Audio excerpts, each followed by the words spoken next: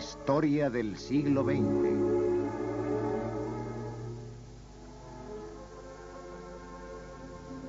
De Pearl Harbor a Hiroshima. Pearl Harbor, Hawái, base naval norteamericana en el Pacífico. El domingo 7 de diciembre de 1941, al amanecer, varias unidades de choque de un portaaviones japonés atacaron la flota americana del Pacífico que permanecía anclada en el puerto. 18 naves norteamericanas fueron hundidas o resultaron dañadas. Más de 300 aviones quedaban fuera de combate.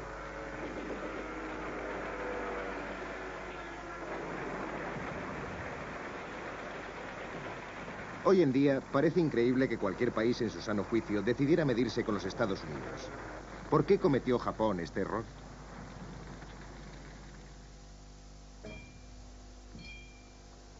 Durante siglos, Japón había sido un pequeño país aislado del resto del mundo que había sido capaz de resistir sucesivos intentos de colonización por parte de los países occidentales.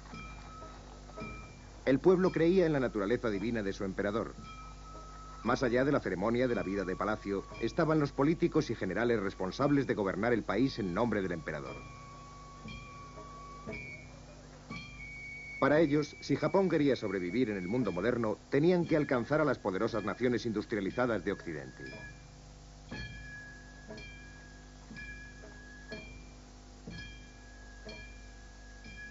En los años 20, el emperador Hirohito gobernaba una nación en rápido desarrollo.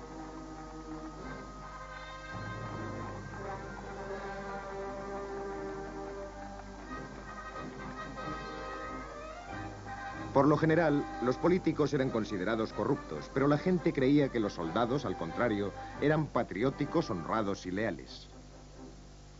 El ejército ya había conquistado tierras fuera del país, así como la propiedad de la red de ferrocarriles en Manchuria.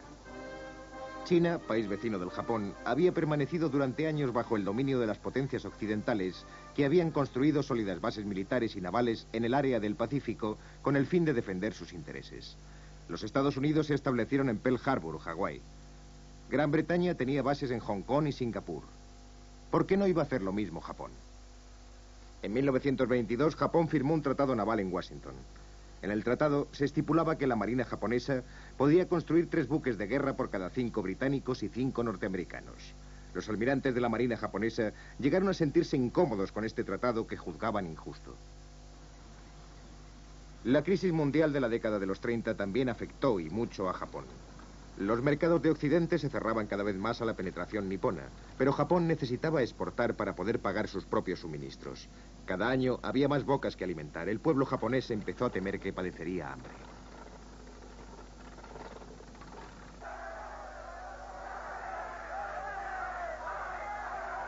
La voz del ejército se hacía oír en Japón. Somos como una gran multitud, decía, encerrada en una habitación pequeña y estrecha. Debemos tener un imperio en Asia como salida para la energía de nuestro pueblo. Los políticos no querían escuchar, pero las masas sí prestaban atención a lo que decían los líderes militares. En septiembre de 1931, las fuerzas japonesas invadieron Manchuria. Japón alegaba que los chinos habían dañado los ferrocarriles pertenecientes a Japón.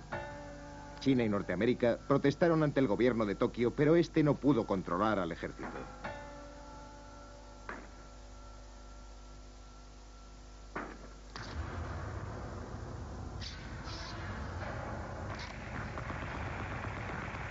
Norteamérica quería que las puertas de China estuvieran abiertas al comercio con todos los países. Japón, por el contrario, quería que esas puertas solo se abrieran a su comercio. Esto tenía que desembocar en un enfrentamiento con Occidente antes o después.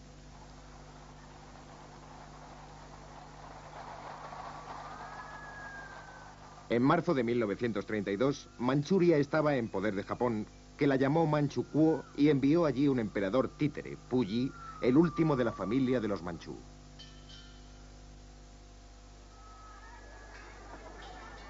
En un principio, China no pudo más que apelar a la Sociedad de Naciones, que no hizo más que protestar ante Japón.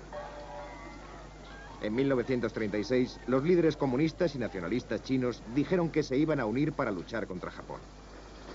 Para evitar esa amenaza, Japón decidió invadir China.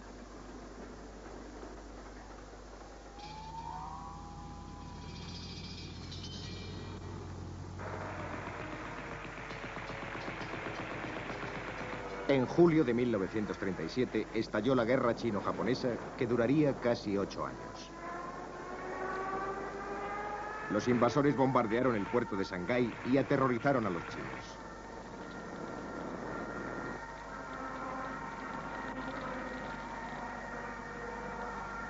Pero las noticias de su salvaje acción nunca llegaron a Japón.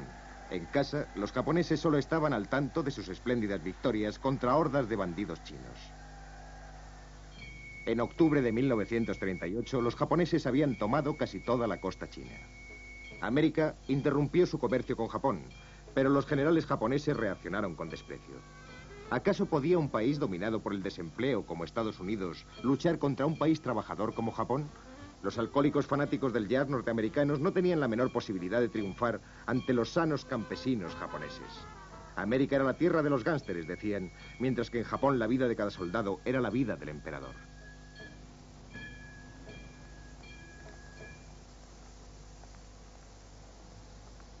Los dictadores europeos, por otra parte, eran objeto de gran admiración en Japón, así como su enorme éxito al principio de la Segunda Guerra Mundial.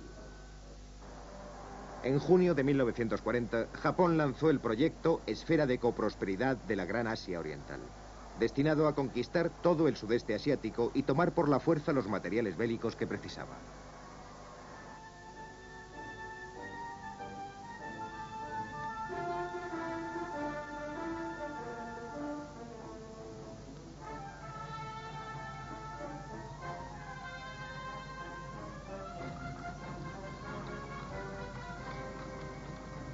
Los líderes japoneses tenían que admitir que habían entrado en una espiral de enfrentamiento con Estados Unidos. Si desembocaba en una guerra, esta se iba a decidir en alta mar.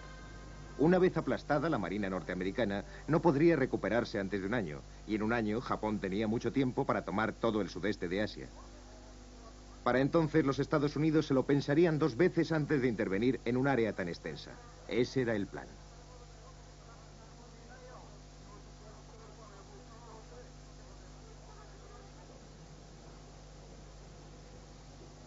En octubre de 1941, el gobierno de Washington ordenó a los japoneses que se retiraran del continente asiático. Para demostrar que lo decía en serio, Estados Unidos interrumpió el suministro de petróleo a Japón. Allí, el ejército deseaba que la guerra estallara cuanto antes. Las reservas de petróleo serían más escasas cuanto más se demorara el conflicto. Parecía que la única forma de provocarlo sería jugársela en un ataque sorpresa. La fuerza de ataque japonesa se aproximó a Pearl Harbor sin que su presencia fuera detectada a primera hora del domingo 7 de diciembre de 1941. Los americanos esperaban quizás un ataque en las Filipinas, pero la base de Pearl Harbor estaba absolutamente desprevenida.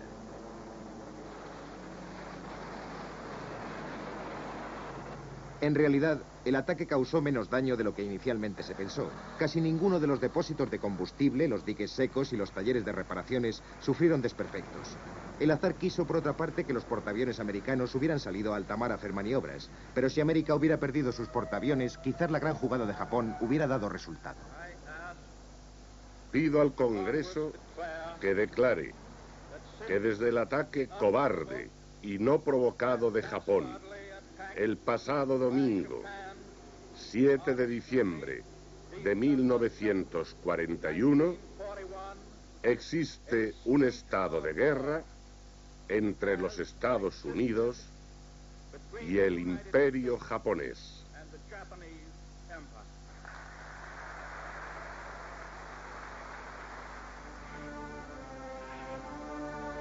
El 15 de febrero de 1942, los japoneses tomaron Singapur en una de las maniobras más desastrosas para el Imperio británico.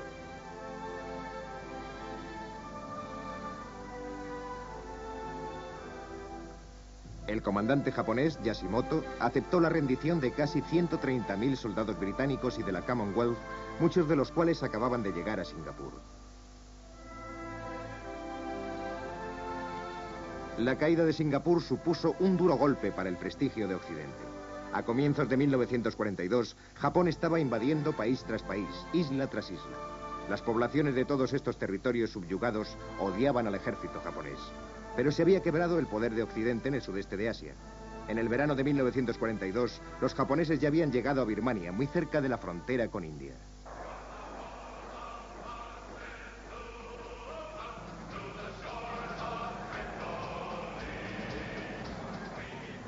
Puede que tardemos mucho en vencer esta invasión premeditada, pero el pueblo americano en su recta conciencia conseguirá alcanzar la victoria final.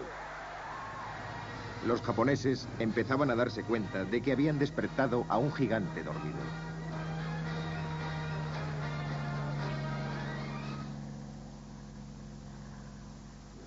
En junio de 1942, la flota imperial japonesa se dirigió a la base naval norteamericana de Midway, pero allí los americanos estaban esperándoles. En la batalla de Midway, los americanos derribaron 300 aviones japoneses.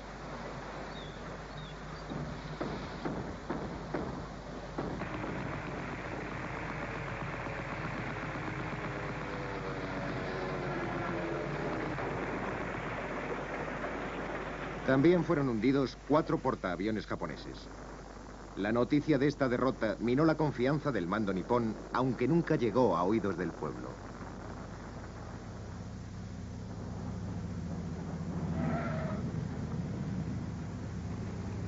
Para los Estados Unidos, Midway supuso un triunfo. Ahora iban a tomar la ofensiva. El general Douglas MacArthur, comandante de las tropas norteamericanas en el Pacífico, planificó la estrategia. En Pearl Harbor explicó su plan al presidente Roosevelt. Una fuerza, al mando del almirante Nimitz, atacaría por el Pacífico Central.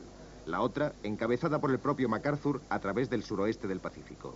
Su objetivo consistía en ocupar bases seguras desde las cuales se pudiera invadir Japón.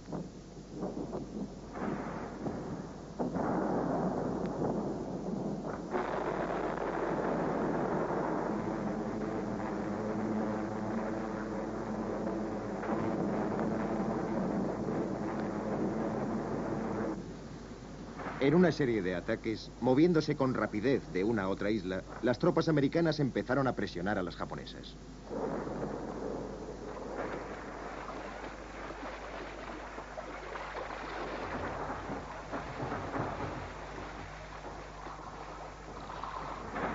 En todos y cada uno de estos ataques, los japoneses se defendían con uñas y dientes. Retrocedían, pero estaban dispuestos a sacrificar hasta el último hombre en el intento.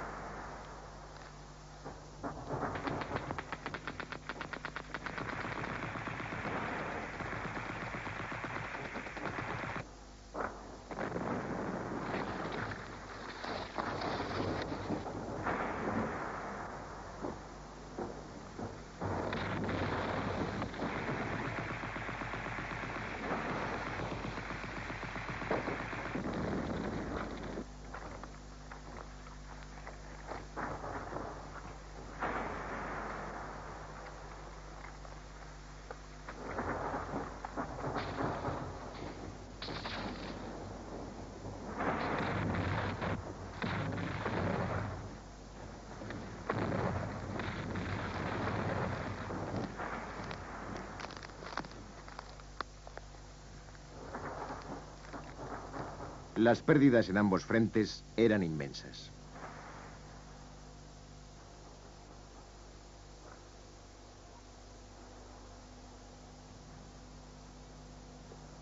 En octubre de 1944, las fuerzas norteamericanas recuperaron Filipinas.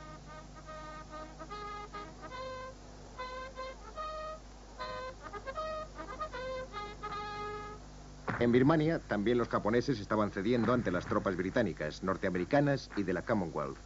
200.000 soldados japoneses murieron y ante la falta de suministros y municiones, Japón empezó la retirada.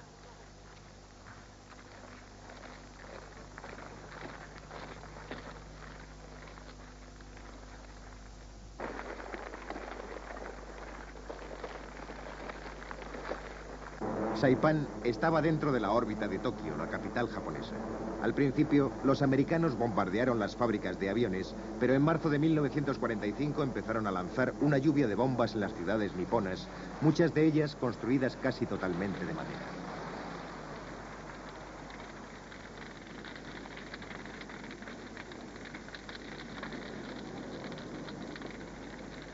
Estos bombardeos minaron sustancialmente la energía bélica de los japoneses. Las mujeres se dedicaron a la minería, los niños fabricaban municiones, pero aún así, las municiones estaban empezando a escasear. Los japoneses se dieron cuenta de algo que sus líderes no se atrevían a admitir. La derrota estaba cercana. Con una determinación algo lúgubre, se dispusieron a defender sus casas.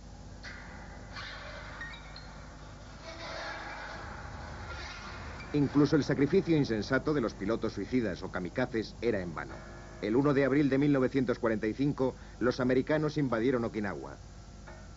Pero también Estados Unidos había sufrido pérdidas considerables y temía que la invasión de Japón fuera a costar aún muchas más vidas. En julio de 1945, los líderes aliados emitieron en la conferencia de Potsdam una declaración a Japón. O se rendía o afrontaría una inmediata y total destrucción. Los japoneses no concedieron ninguna importancia a la declaración de Potsdam y el presidente Truman autorizó el empleo de la bomba atómica.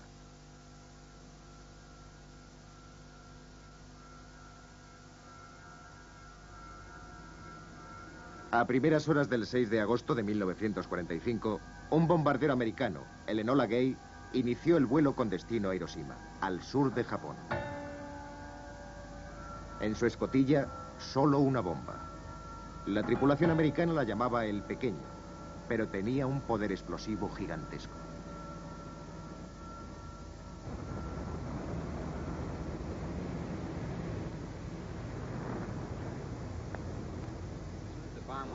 Cuando estalló la bomba, el interior del aparato se iluminó como si alguien hubiera disparado un fogonazo y entonces tuvimos que esperar, con la preocupación de saber qué pasaría cuando la onda expansiva alcanzara el avión.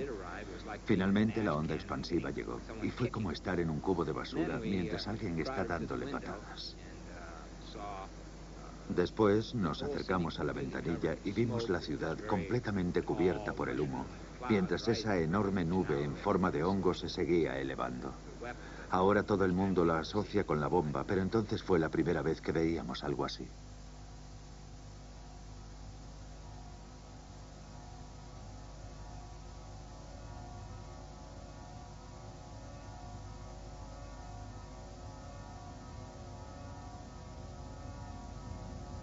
Esta bomba, por sí sola, calcinó, mató o dejó gravemente heridas a cerca de 200.000 personas.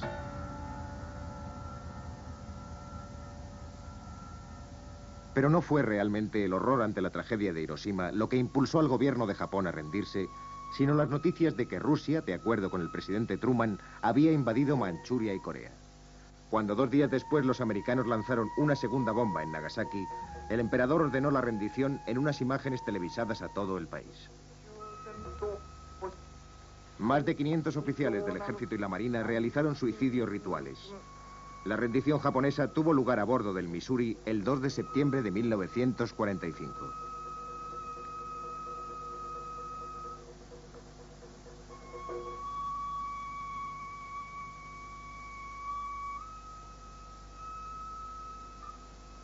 El trámite queda cerrado.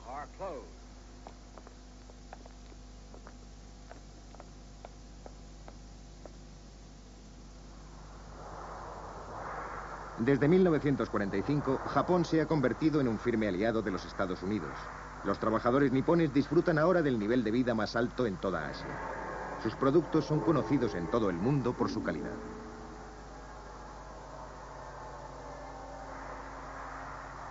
Desde la guerra, las nuevas generaciones de japoneses han tenido que afrontar nuevos problemas. Para la mayor parte de ellos, la vieja lucha por el imperio japonés no es más que un sueño olvidado.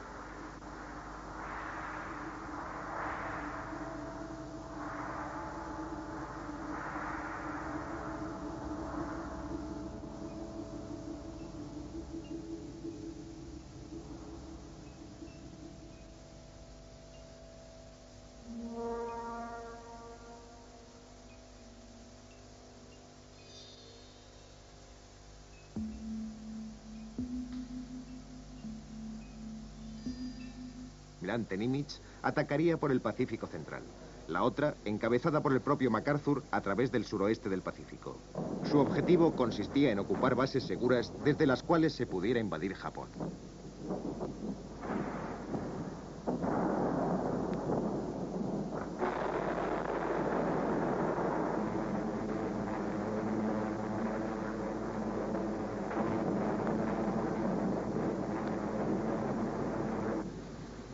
En una serie de ataques, moviéndose con rapidez de una a otra isla, las tropas americanas empezaron a presionar a las japonesas.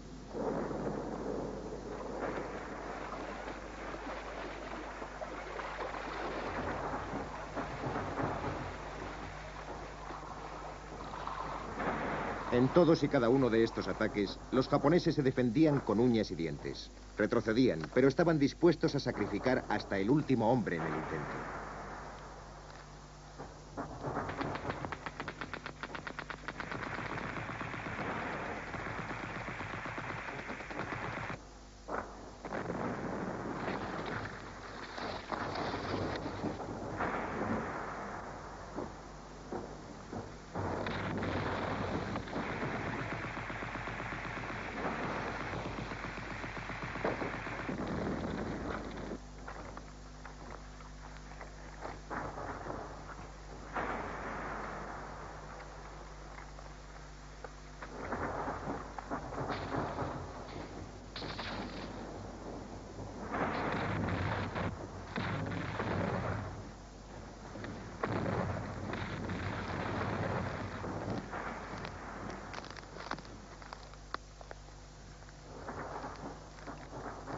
Las pérdidas en ambos frentes eran inmensas.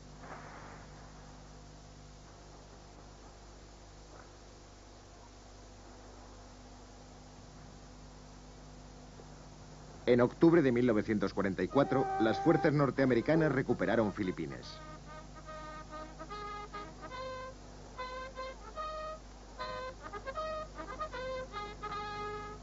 En Birmania, también los japoneses estaban cediendo ante las tropas británicas, norteamericanas y de la Commonwealth. 200.000 soldados japoneses murieron y ante la falta de suministros y municiones, Japón empezó la retirada.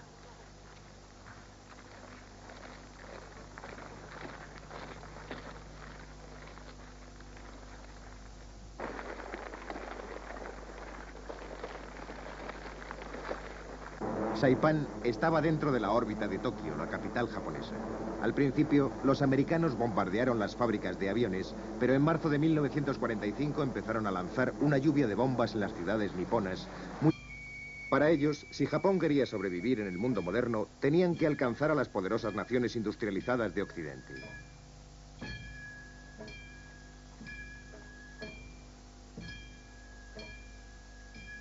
En los años 20, el emperador Hirohito gobernaba una nación en rápido desarrollo.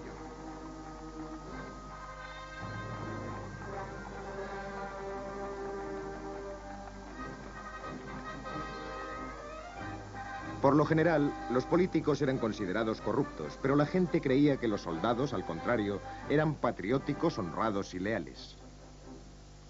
El ejército ya había conquistado tierras fuera del país, así como la propiedad de la red de ferrocarriles en Manchuria.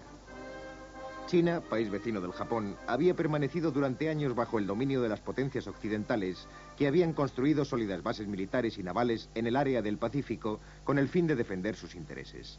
Los Estados Unidos se establecieron en Pearl Harbor, Hawái. Gran Bretaña tenía bases en Hong Kong y Singapur. ¿Por qué no iba a hacer lo mismo Japón? En 1922, Japón firmó un tratado naval en Washington. En el tratado se estipulaba que la marina japonesa podía construir 3 buques de guerra por cada 5 británicos y 5 norteamericanos. Los almirantes de la marina japonesa llegaron a sentirse incómodos con este tratado que juzgaban injusto.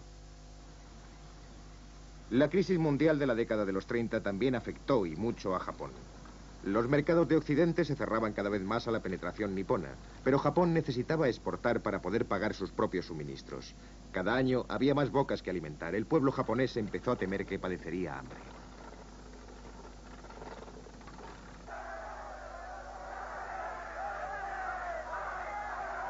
La voz del ejército se hacía oír en Japón. Somos como una gran multitud, decía, encerrada en una habitación pequeña y estrecha. Debemos tener un imperio en Asia como salida para la energía de nuestro pueblo. Los políticos no querían escuchar, pero las masas sí prestaban atención a lo que decían los líderes militares.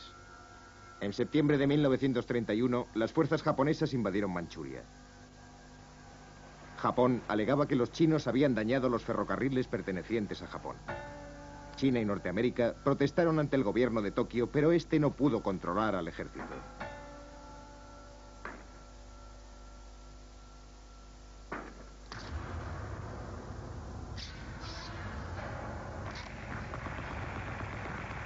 Norteamérica quería que las puertas de China estuvieran abiertas al comercio con todos los países. Japón, por el contrario, quería que esas puertas solo se abrieran a su comercio. Esto tenía que desembocar en un enfrentamiento con Occidente antes o después.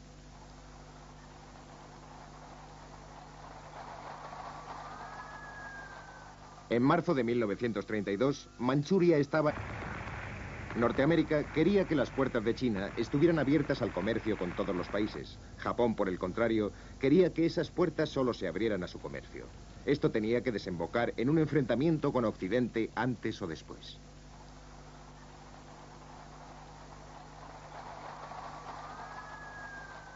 En marzo de 1932, Manchuria estaba en poder de Japón, que la llamó Manchukuo y envió allí un emperador títere, Puyi, el último de la familia de los manchú.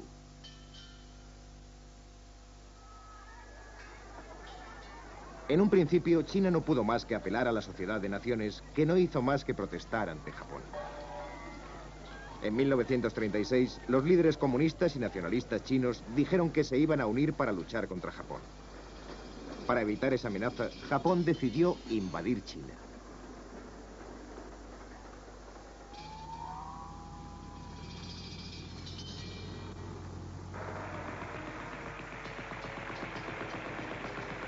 En julio de 1937 estalló la guerra chino-japonesa, que duraría casi 8 años. Los invasores bombardearon el puerto de Shanghái y aterrorizaron a los chinos.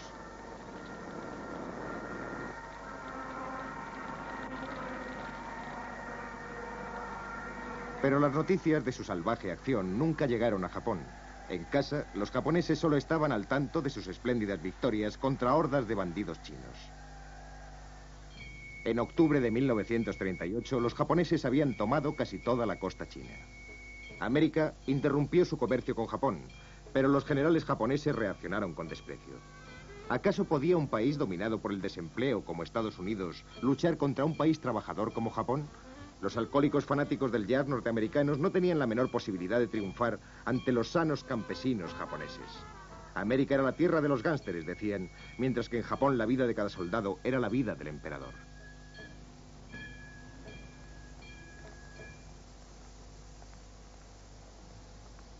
Los dictadores europeos, por otra parte, eran objeto de gran admiración en Japón, así como su enorme éxito al principio de la Segunda Guerra Mundial.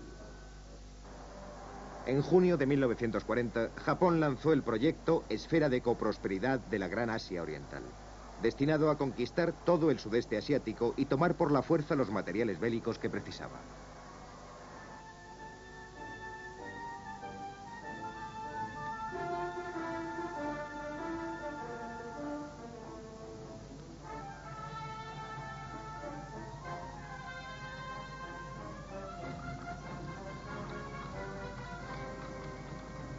Los líderes japoneses tenían que admitir que habían entrado en una espiral de enfrentamiento con estados intentos de colonización por parte de los países occidentales.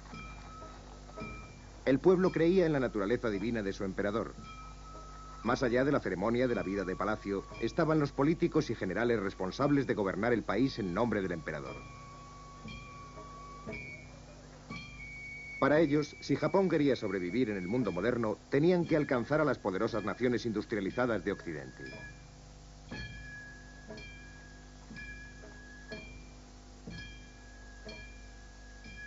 En los años 20, el emperador Hirohito gobernaba una nación en rápido desarrollo.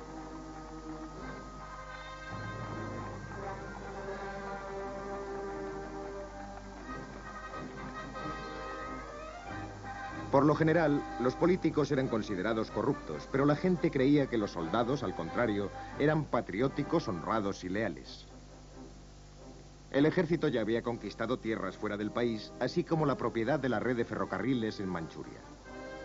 China, país vecino del Japón, había permanecido durante años bajo el dominio de las potencias occidentales, que habían construido sólidas bases militares y navales en el área del Pacífico con el fin de defender sus intereses.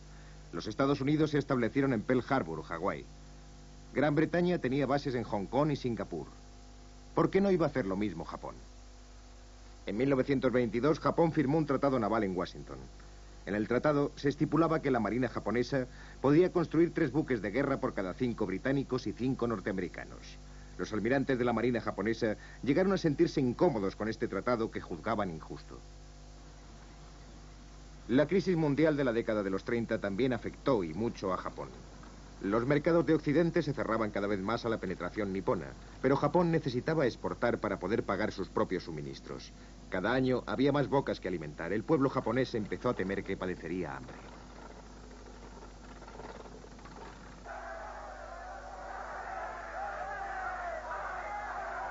La voz del ejército se hacía oír en Japón.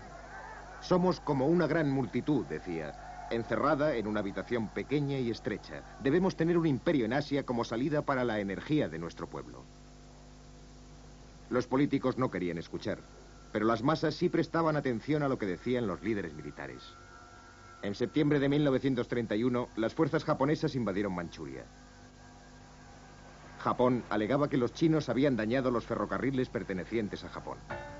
China y Norteamérica protestaron ante el gobierno de Tokio, pero este no pudo controlar al ejército.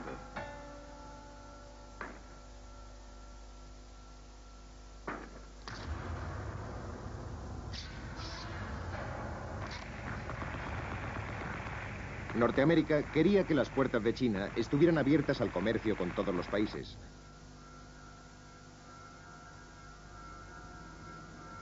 A primeras horas del 6 de agosto de 1945, un bombardero americano, el Enola Gay, inició el vuelo con destino a Hiroshima, al sur de Japón.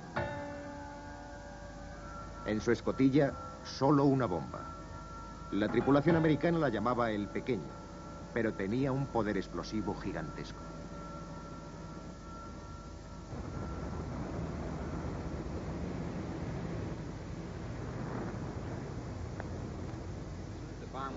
Cuando estalló la bomba, el interior del aparato se iluminó como si alguien hubiera disparado un fogonazo y entonces tuvimos que esperar, con la preocupación de saber qué pasaría cuando la onda expansiva alcanzara el avión. Finalmente la onda expansiva llegó y fue como estar en un cubo de basura mientras alguien está dándole patadas. Después nos acercamos a la ventanilla y vimos la ciudad completamente cubierta por el humo, mientras esa enorme nube en forma de hongo se seguía elevando. Ahora todo el mundo la asocia con la bomba, pero entonces fue la primera vez que veíamos algo así.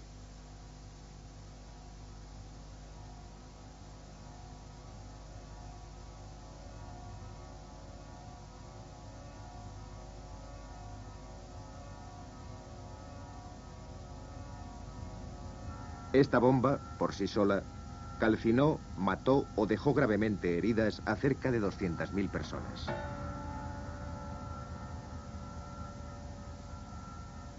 Pero no fue realmente el horror ante la tragedia de Hiroshima lo que impulsó al gobierno de Japón a rendirse, sino las noticias de que Rusia, de acuerdo con el presidente Truman, había invadido Manchuria y Corea. Cuando 2 días después los americanos lanzaron una segunda bomba en Nagasaki, el emperador ordenó la rendición en unas imágenes televisadas a todo el país. Más de 500 oficiales del ejército y la marina realizaron suicidios rituales. La rendición japonesa tuvo lugar a bordo del Missouri el 2 de septiembre de 1945.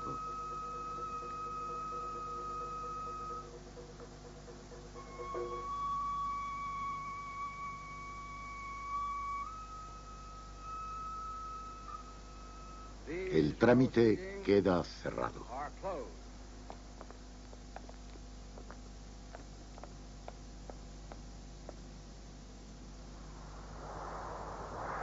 Desde 1945, Japón se ha convertido en un firme aliado de los Estados Unidos. Los trabajadores nipones disfrutan ahora del nivel de vida más alto en toda Asia. Sus productos son conocidos en todo el mundo por su calidad.